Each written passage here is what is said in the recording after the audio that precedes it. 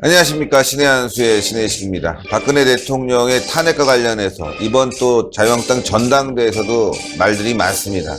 문제는 분명합니다. 억울한 탄핵이었고 진실은 밝혀져야 됩니다. 그래서 오늘 중요한 분 모셨습니다. 최명성 변호사 모셨습니다. 안녕하십니까. 네, 안녕하십니까. 예. 박근혜 대통령 탄핵과 관련해서는 네. 사실 계속 밝혀야 될 부분이 많고 너무나 억울하고 좀 불합리한 점이 많아서 말이죠. 네, 맞습니다. 하나하나 좀 저희가 뭐 돌려봐야 될 텐데. 네네.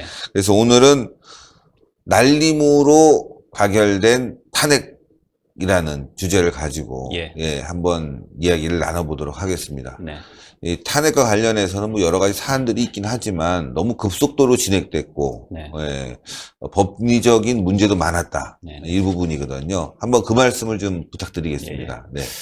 우선 국회에서 탄핵 소추될 당시를 네. 먼저 말씀을 좀 드려야 될 것 같습니다.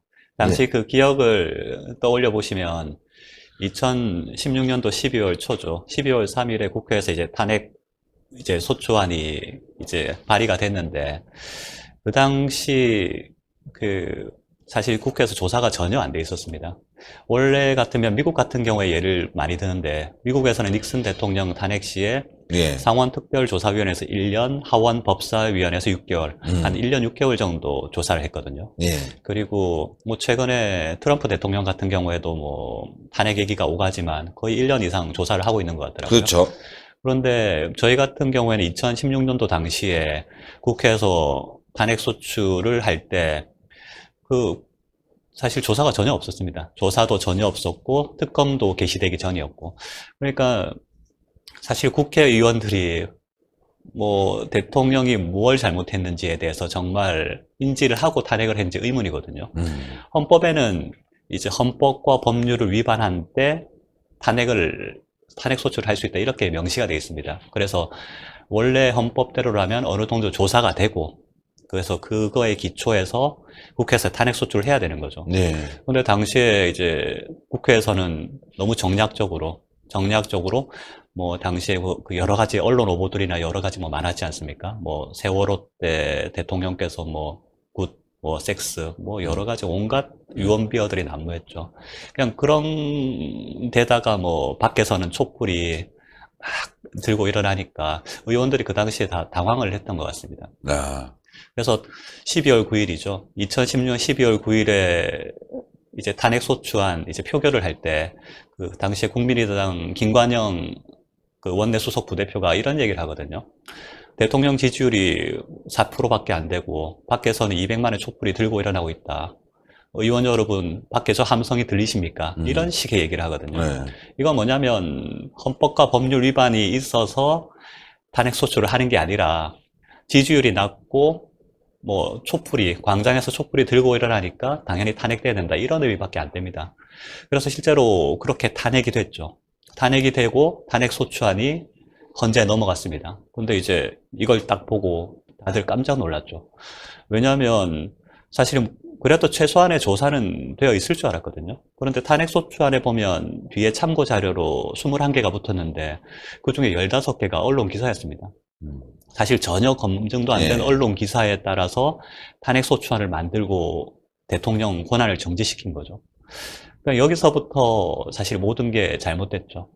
전혀 조사 없이 탄핵 소추를 하고 탄핵 심판 절차가 진행이 된 겁니다. 그런데 사실 또 문제가 뭐였냐면, 탄핵 심판 절차는 진행이 되는데 형사재판 절차도 동시에 진행이 됐거든요. 이것도 사실 말이 안 되는데, 대통령은 헌법상 불소추 특권이 있습니다. 그렇죠. 대통령으로 재직하고 있을 때는 사실 그렇게 소추를 못 하거든요. 근데 당시에 검찰에서는 최순실, 안종범을 소추하면서 대통령을 공범으로 적시했습니다. 네. 이건 사실 대통령을 소추한 거랑 마찬가지거든요. 이러면 무슨 문제가 생기냐면, 헌법재판소에서는 탄핵 심판 절차가 진행되고 사실상 대통령이 공범으로 기소된 최소한 안종범 재판에서는 형사재판이 진행되고 이 두 개 결론이 같다는 보장이 없지 않습니까? 그렇죠. 그래서 사실 헌재도 이 부분을 너무 고민을 많이 한 것 같더라고요. 네. 그래서 나중 가면 약간 편법을 써서 원래 탄핵소추 안에는 뭐 뇌물죄 형사법 위반들이 있었는데 이걸 그냥 다 빼버렸죠. 빼버리고 정말로 추상적인 헌법수호 의지 이런 거 가지고 탄핵을 시키거든요. 그게 사실 그 첫 단추부터 잘못 꿰어져서 그런 겁니다. 근데 더 큰 문제는 뭐냐면 당시에 이제 헌법재판과 그 형사재판이 동시에 진행되면서 수사도 그때부터 시작이 됐거든요. 예, 예. 그러니까 그 당시 이제 특별검사가 2016년 12월 1일에 이제 임명이 됐습니다. 임명이 되고 탄핵 심판 절차가 쭉 진행되는 과정에 계속 이제 조사를 하는 거죠. 계속 조사를 해서 당시의 기억을 떠올려 보시면 이제 특별검사가 매일 1일 정례 브리핑을 하거든요. 네. 정례 브리핑을 하면 그게 언론에서 받아쓰고 국민들이 그걸 보고 특검에서 수사한 내용만 가지고 아니 이렇게 대통령이 잘못하다니 정말 탄핵해야겠군 뭐 이런 식으로 다들 생각을 하셨을 겁니다. 참 이거 뭐 좀 지금 생각해봐도 좀 어이가 없는데 그러니까 정말 절차가 이상하게 흘러간 거죠. 예. 네. 저는 이런 질문을 드리고 싶어요. 일단은 미국도 그렇고 선진국도 네. 그렇고 예, 대통령이 잘못을 했다. 네. 그럼 조사를 하고 네. 그 조사 결과를 국회에다 내놓고 네. 이러이러한 명백한 위법 맞습니다. 사실이 있다. 네. 그리고 국회의원들이 판단을 해야 되는데 네. 기사만 가지고 뭐 태블릿 PC가 있다더라, 이랬다더라, 뭐 심지어 네, 네. 청와대에서 구술했다더라, 뭐 남자를 불러들여서 뭐 섹스를 했다더라, 이러한 어처구니 없는 기사만 가지고 국민들이 저렇게 나와 있으니까 탄핵을 해야 된다라는 네. 부분으로 갔단 말이죠. 맞습니다. 저는 이 부분이 문제라고 봐요. 왜냐, 대통령을 탄핵해서가 아니라 다음에 누가 돼도 똑같이 저자들은 선동을 해서 광장을 메꾸고 그렇게 되면 누구든지 탄핵될 수 있는 거 아니겠어요? 언론이 저렇게 합세하면. 이 탄핵의 문제는 바로 그런 데 있다고 봐요. 우파는 절대 정권을 잡더라도 끝까지 갈 수 없다. 조금만이라도 실수하면 우리는 네. 광장으로 나올 거다. 언론을 동원해서 맞습니다. 똑같이 탄핵할 거다. 이런 암시를 줬기 때문에 네. 지금 정치인들이 이렇게 저는 이번 그 자유한국당 전당대회 토론을 보면서 뭐 정치적 탄핵이다, 뭐 다 좋지만 네. 문제점은 확실히 좀 밝혀야 될 것 같아요. 네, 맞습니다. 똑같이 자기도 당할 수 있으니까. 그러니까 이게 참 더 걱정스러운 게 이제 한 번이면 되는데 이게 이미 선례가 돼버렸거든요. 네. 그러니까 헌법재판소도 뭐 대통령을 탄핵시키기 위해서 여러 가지 나쁜 선례를 너무 많이 만들었어요. 그러니까 진짜 기한 원래는 한 6개월 정도 재판을 하게 돼 있는데 그걸 3개월로 줄이고 여러 가지 증거도 많이 쳐내고 사실 그렇게 법을 약간 오도했다고 할 수 있을 정도의 여러 가지 편법을 너무 많이 썼는데 이게 선례가 되면 이후에 누가 대통령이 되더라도 똑같은 식으로 탄핵될 수밖에 그러니까요. 없거든요. 사실 이제 박근혜 전 대통령 같은 경우에는 뇌물 같은 경우에 한 푼도 안 받았다는 게 다 밝혀졌습니다. 그리고 나머지 사유들도 정말 미미하다는 게 밝혀졌거든요. 단적으로 그 최서원 씨한테 문건 건네준 거 얘기를 많이 하지 예, 예. 않습니까? 그래서 뭐 그게 태블릿 PC에서 문건이 나왔는데 그게 최서원이 이제 받아봤다. 이건 정말 공무상 기밀 누설일 뿐만 아니라 정말 이 최서원이 국정을 운영한 게 아니냐 이런 네. 식으로까지 얘기를 하거든요. 근데 그것만 잠깐 설명을 드리면 사실 뭐 국민들 이젠 대충 아시겠지만 최소원 씨는 그 정도로 이제 국정을 운영하거나 이해할 수 있는 능력이 안 됩니다. 그래서 당시에 대선 때부터 이미 대통령 연설문을 조금씩 봐주던 관계고 사실 연설문에서 좀 약간 미묘한 어휘라든지 뭐 그런 걸 좀 국민들 수준에 맞게 좀 조절하는 부분 그런 걸 좀 손봐주던 사람이었거든요. 그래서 대통령께서 당선되시고 한두 번 정도 그렇게 본인이 직접 고치다가 힘드니까 그 최서원 씨가 그래도 그렇게 문구 같은 건 좀 잘했는데 한두 번 보내봐라고 했던 모양입니다. 네. 근데 이제 그래서 한두 번 보내보다 보니까 이제 정호성 비서관이죠. 정호성 비서관이 이후에는 그냥 뭐 큰 틀에서 뭐 대통령 뜻인 줄 알고 그냥 계속 보냈다는 거예요. 근데 최소원 씨 하는 말이 더 웃깁니다. 최소원 씨는 정호성 비서관이 자꾸 뭘 보내는데 자기도 바쁘고 힘들어 죽겠는데 자꾸 보내니까 어떤 거는 뭐 처음엔 답을 좀 해주다가 나중엔 열어보지도 않고 나중엔 한참 뒤에 보내고 이랬다는 거예요. 예. 그러니까 이게 대통령께서 만약에 최소원 씨한테 보내라고 지시를 했다면 그런 식의 반응이 있을 수가 없는 거죠. 대통령이 직접 지시해서 보냈는데 최소원 씨가 메일도 안 열어보고 막 그렇게 합니까? 그건 말이 안 안 되죠. 열어본 메일들이 많았죠. 네네. 당시에 태블릿 PC 안 열어본 확인해보면. 것도 많고 열어봤는데도 그냥 답도 안 하는 것도 많고. 그리고 최소원 씨가 초반에 연설문에 한두 번 정도 끌적끌적 했는데 그것도 정호성 비서관이 보기에 중간에 이상하다 싶으면 또 그냥 킬하고 그냥 본인이 고쳐서 대통령께 보고하고 이런 게 많았다는 거거든요. 과연 이런 게 정말 국정농단이라 할 수 있는지, 이게 국정농단이라면 얼마 전에 이낙연 총리 같은 경우에도 그 외부에 있는 민간 대필 작가 그렇죠. 불러다가 뭐 청와대에서 직접 그렇게 회의하고 연설문 작성했다는 거 아닙니까? 예. 뭐 그건 사실 훨씬 심한 거거든요. 그렇죠. 왜냐하면 직접 그 청와대에서 회의까지 하면서 연설문 작성 전반에 관여를 했다는 건 그 관련되는 정보들을 다 그 대필 작가가 들었다는 겁니다. 그러니까요. 그래서 그게 훨씬 심한 사안임에도 불구하고 그건 사실 뭐 규정 위반 아니라고 문제를 안 삼잖아요. 그러니까 대부분이 이런 케이스들입니다. 네. 그래서 나머지는 다 말할 것도 없고 특히 뇌물도 한 푼도 안 받았는데 탄핵 사유가 되냐라는 거죠. 야, 정말 지금 말씀하신 대로 네. 박근혜 대통령의 탄핵이 졸속으로 이루어졌고 언론에 나온 의혹들로만 맞습니다. 그냥 네. 재판이 돼버린 부분이 너무나 네네. 안타깝다. 그리고 또 지금도 네. 이 정부가 계속 뭐 신재민, 김태우, 뭐 또 손혜원 등 여러 가지 예. 문제를 일으키고 있지만 이것에 대해서는 심지어 김태우 건은 어제 이제 드디어 나왔지 않습니까? 네네. 청와대 개입이 오늘도 예. 보도가 나오고 있어요. 그러니까 예, 뭐, 환경부에 대한 네. 얘기가. 이전 박근혜 대통령님에 대한 탄핵 사건에 비추어 보면 이건 훨씬 심한 케이스거든요. 그렇죠. 그럼 이제 과연 이것도 탄핵이 될 것인지, 지금 이전에 너무 이 탄핵 절차를 엉망으로 만들어 놔서 사실 이 건도 이제 뭐 총선 지나고 어떤 이제 의원 의석 비율이 바뀌면 어떻게 될지 알 수 없는 상황이 돼버린 거죠. 야. 원래는 그러면 안 되거든요. 이렇게 그 특히 대통령에 대한 탄핵 절차는 정말 국가 중대사기 때문에 정말 엄정하게 진행이 됐어야 되는데 지금 그런 절차가 다 망가져 버렸습니다. 예. 그래서 참 걱정스럽죠.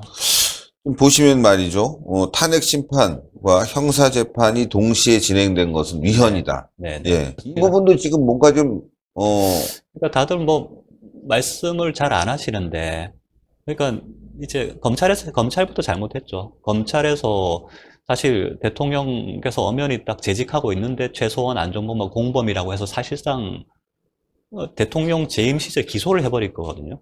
그건 사실 불소추 특권에 위반되는 거죠. 예. 그러니까 이전 사례랑 비교해보면 더 명확한 게 노무현 전 대통령 같은 경우에는 그 당시에 이제 탄핵이 기각됐지 않습니까? 그 네. 결정문에 보면 그런 얘기가 나옵니다. 검찰에서 사실 노무현 전 대통령이 특측근과 공범 관계에 있다는 걸 인지를 했지만 다만 이제 대통령의 어떤 지위를 고려해서 따로 수사를 하거나 기소는 하지 않는다는 내용이 네. 명시가 돼 있습니다. 그렇죠. 네. 그런데 이번 케이스는 검찰이 박근혜 전 대통령을 공범으로 인지를 했다고 막 대놓고 언론에 얘기를 하고 공소장에 쓰고, 게다가 뭐 사실 청와대 압수수색도 하고 대통령 참고인 조사도 시도를 했고 뭐 여러 가지가 사실 헌법에 안 맞는 행동을 너무 많이 했죠. 지금 뭐 탄핵 인사이드 아웃, 네. 예, 최명선 변호사님이 쓰신 책이 지금 서점에서 베스트셀러고 네. 지금도 계속 이제 화제가 되고 있기 때문에 저희가 이제 방송을 잡은 거고 네. 여러분들 이제 내용 보시고 또 필요한 부분이 있으시면 네. 예, 탄핵 인사이드 아웃을 꼼꼼히 들여다보시면 이와 관련된 내용들이 쭉 들어가 있으니까요. 저희는 큰 줄기만 지금 네. 방송을 해드리는 거예요. 사실 이번 탄핵은 사실 그 우파가 네. 정권을 잡으면 또 탄핵당할 거다라는 암시를 분명히 주고 있는 거거든요. 맞습니다. 예. 네. 그런데도 우리가 넋놓고 정권만 잡으면 뭐 복수할 거야. 예. 바로 잡을 거야라고 하지만 네. 정권 잡고 난 뒤에 또 꼬투리 잡으면 이렇게 탄핵 당하고 우파는 제대로 정권을 유지할 수 없는, 사실 이명박 정권 때도 광우병 촛불 난동 네. 얼마나 심했습니까? 맞습니다. 난동이었죠. 거기서 만약에 비리라도 드러났으면 똑같이 탄핵을 당할 뻔했는데 맞습니다. 네. 그걸 넘겼고 박근혜 정부 와서 또 빌미를 잡아서 이런 네. 일이 생겼는데 네. 우리가 대비를 하자는 겁니다. 그리고 또 우파도 지금 사실 광장 메꿔서 끌어내릴 수 있는 거예요. 예, 억울한 분들 1000만 명만 네. 광화문으로 나오시면 문재인 내려와야 되는 거죠. 자, 그런데 우파들은 너무 약합니다. 예, 나오지 못하고 있어요. 네. 뿔뿔이 흩어져서 싸우고 있는데, 자, 지금 말씀하신 대로 지금 졸속하게 이루어졌고, 네. 또 하나가 이제 이 수사 기록 증거 채택은 위법이다. 네네. 예, 그러니까 이제 원래 헌법재판소법에 그 명시가 돼 있거든요. 사실 그렇게 수사 또는 재판적인 기록은 이제 송부를 요청할 수 없다라고 돼 있었고, 당시에 이제 안종범 최순실 같은 경우에 이미 이제 수사도 하고 있었고, 이제 검찰에서 이제 한창 수사했고, 기소도 했고, 특검에서도 수사 중이었거든요. 그러니까 당연히 송부를 못하는 게 맞는데, 헌재에서는 사실 그 규정을 무시하고 이제 기록을 송부받았죠. 거기서부터 모든 게 다 잘못됐는데, 이제 원래 형사재판은 그렇게 하면 안 됩니다. 네. 그 탄핵 심판도 형사재판 이제 절차를 준용하도록 되어 있습니다. 그러면 이제 어떻게 해야 되냐면, 이제 헌법재판관들은 이제 기록을 처음에 보면 안 돼요. 왜냐하면 이 기록을 일방적인 기록이잖아요. 검찰에서 정말 기소를 하려고 만든 기록이기 때문에 이런 기록을 보면 예단이 형성됩니다. 그래서 일단 기록들은 다 증거조사가 거친 이후에 정말 합법적이다라고 이제 판단된 기록들만 나중에 이제 재판관들이 보고해야 되는데, 이번 케이스 같은 경우에 시간이 없다고 헌법재판소에서 처음에 32,000페이지짜리 기록을 딱 받아서 다 보거든요. 강일원 재판관이 이제 그런 얘기를 합니다. 본인은 이제 거의 한 일주일, 2주일 만에 기록 다 봤는데 왜 이렇게 대리인들은 기록을 늦게 보냐, 이런 얘기까지 하거든요. 사실 말이 안 되는데. 예. 그래서 기록을 그렇게 보고 시작을 하니까 나중에 그 기록 증거 능력이 없다고 해서 사실 빼더라도 의미가 없는 거죠. 네. 왜냐하면 이미 다 읽었으니까요. 그러면 이제 또 중요한 게, 그런 식으로 사실 기록을 다 읽었으면, 기록이 현출이 됐으면 그거에 대해서 대리인들이 반박을 할 수 있는 기회를 기회를 줘야 줘야죠. 그런데 그런 걸 전혀 안 줬거든요. 아. 몇 가지 예만 들면, 첫째로 제일 중요한 게 그 태블릿 PC 감정 보고서입니다. 네. 저희가 그거를 헌재에다가 신청을 했거든요. 지금 이미 언론에도 이제 검찰에서 태블릿 PC 감정한다고 했고, 그게 검찰에서 이미 그 감정 보고서가 있을 거다. 그걸 송부 촉탁을 해달라고 했는데 헌재에서 그걸 거부를 합니다. 네. 근데 그래서 이제 헌법재판소에서는 그게 현출이 안 되고 나중에 그 법원에 형사재판에 가서 그걸 이제 저희가 보게 되거든요. 근데 아. 그 내용을 보니까 사실 이 태블릿 PC가 최소원 씨가 쓴 게 아니거나 썼다 하더라도 잠깐 그렇지, 잠깐 쓴 거죠. 썼다는 게 명확하게 드러나더라고요. 네.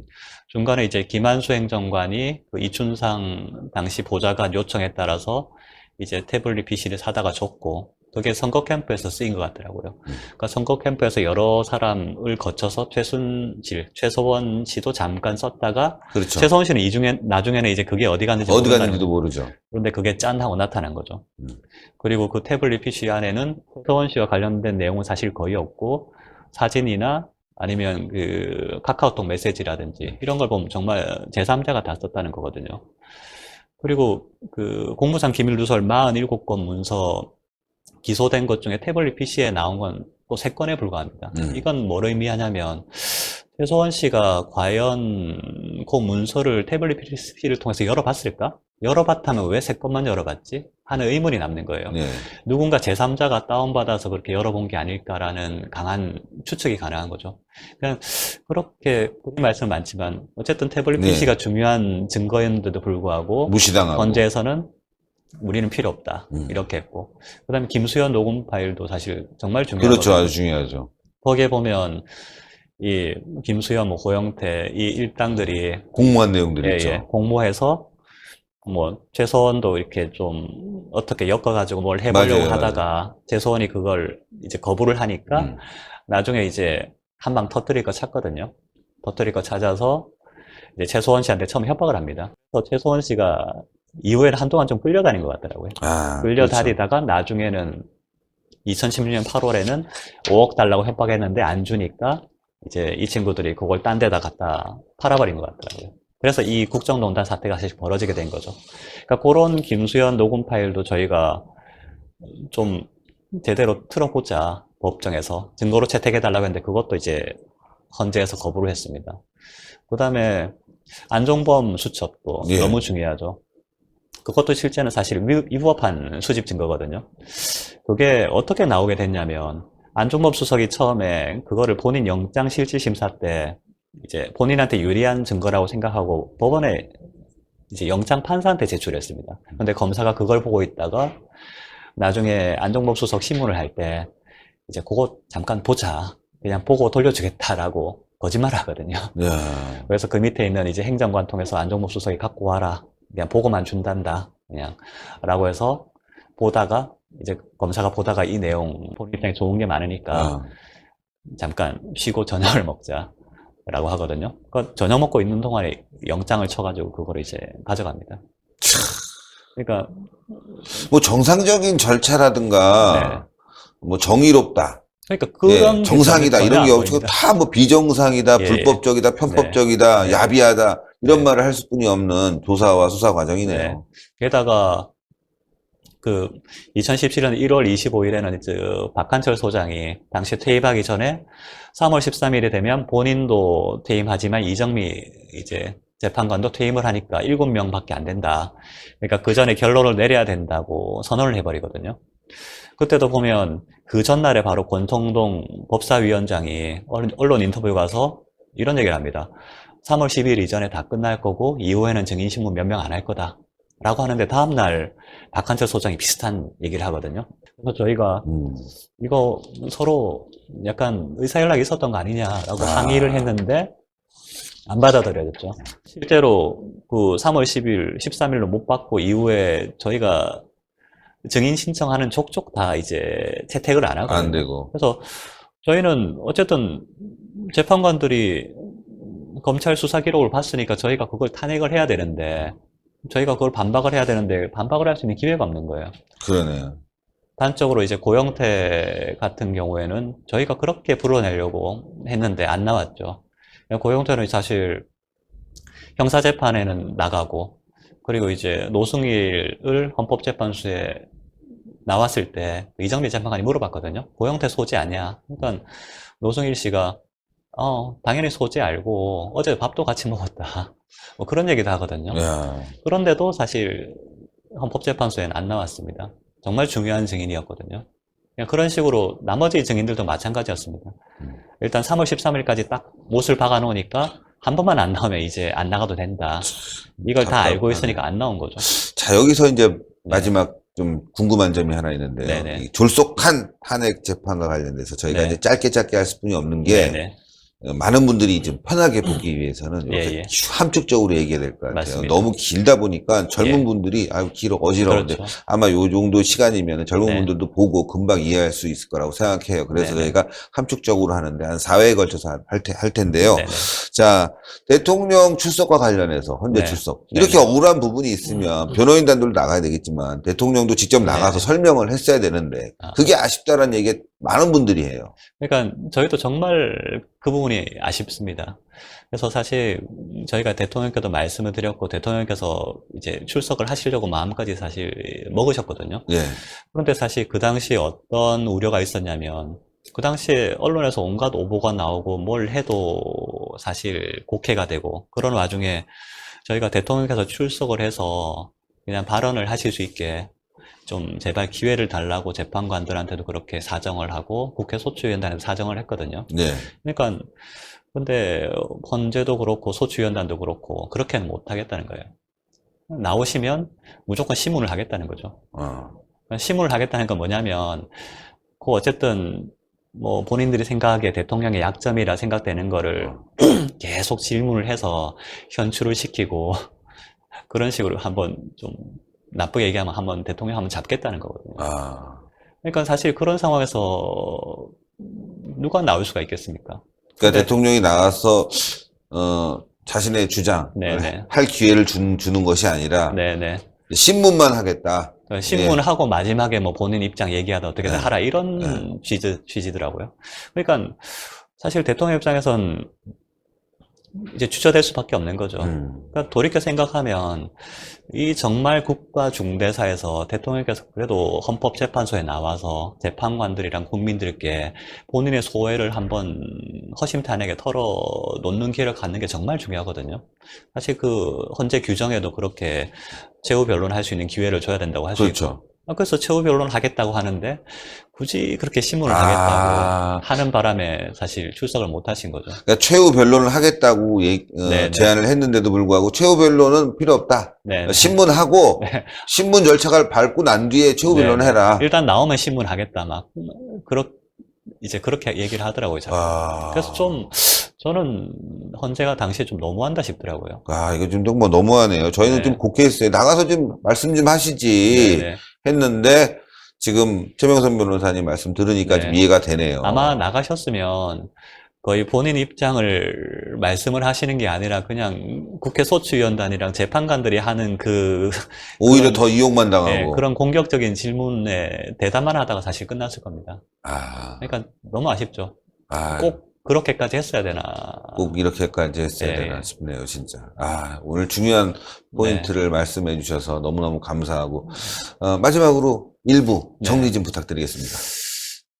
그러니까 뭐 지금까지 쭉 얘기를 했지만 짧게 말씀을 드리면 사실 헌법재판소도 그렇고 국회도 그렇고 정상적으로 이 절차를 진행하려는 의사가 없었던 걸로 보입니다. 그래서 뭐 사실 국회에서의 절차, 이후에 헌재에서의 절차 다 요식행위였습니다. 그것 때문에 우리 이제 탄핵심판 절차 자체가 저는 상당히 많이 왜곡됐고 나쁜 선례를 많이 남겼다고 생각을 합니다. 이거는 이제 언젠가는 꼭 바로잡아야 되지 않나 그런 생각을 하고 있습니다. 2부에서 또 자세한 내용 말씀드리겠습니다. 대단히 감사합니다. 감사합니다. 네, 시청자 여러분들, 짧게, 제가 이제 나눠서 4부까지 하는데요. 중요한 건 말이죠. 이 영상, 젊은 분들에게 또 탄핵에 대해서 잘 모르시는 분들에게 좀 배포했으면 좋겠고요. 또 모자라는 부분은요. 탄핵 인사이드 아웃. 서점에서 절찬리에 판매가 되고 있고요. 인터넷 서점을 통해서도 판매가 되고 있습니다. 이런 내용들 더 자세하게 들어가 있으니까요. 꼭 구매해서 여러분들 구독을 부탁드리겠습니다. 또 더불어서 신의 한수 동그랗게 올라가는 구독 버튼을 꼭 눌러주십시오. 탄핵의 진실을 밝히는 신의 한수입니다. 자, 추천 버튼 꼭 눌러주시고요. 댓글로 응원 많이 부탁드리겠습니다. 또 다음 편에서 탄핵의 진실 이야기 계속 들어가 보겠습니다. 대단히 감사합니다. 네, 감사합니다. 감사합니다.